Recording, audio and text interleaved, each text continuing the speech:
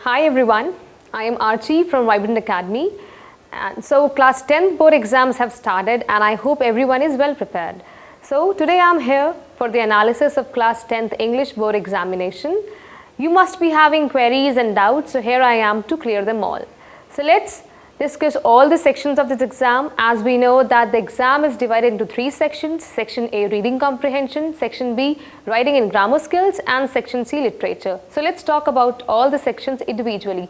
Starting off with the reading section, the marking scheme and pattern of this section was exactly the same as that of the previous year papers, but there was no internal choice between the questions of this section.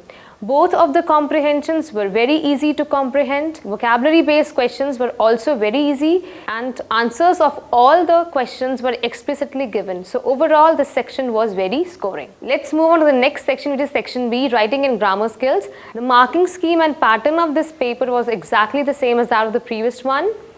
There was internal choice between a complaint letter and an article on a very easy topic, that is traffic congestion, and I hope students would have attempted any of the choice very easily. The next question was of story writing and both the choices were quite easy. You could have written a horror story, or you could have given a twist into the story, or you could have framed a funny one. Both the choices were quite easy. So let's move on to the third and last section of this exam, which is literature. Marking scheme and pattern of this section was also same as before.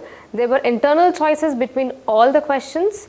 Choices between the value-based questions from the chapter, the sermon at Banaras, the necklace, Madam Rides the Bus, and footprints without feet were very easy. These could have been well-prepared answers and I hope students have attempted them nicely. So with this we come to know that the question papers was quite easy and student must have completed the question paper in stimulated time.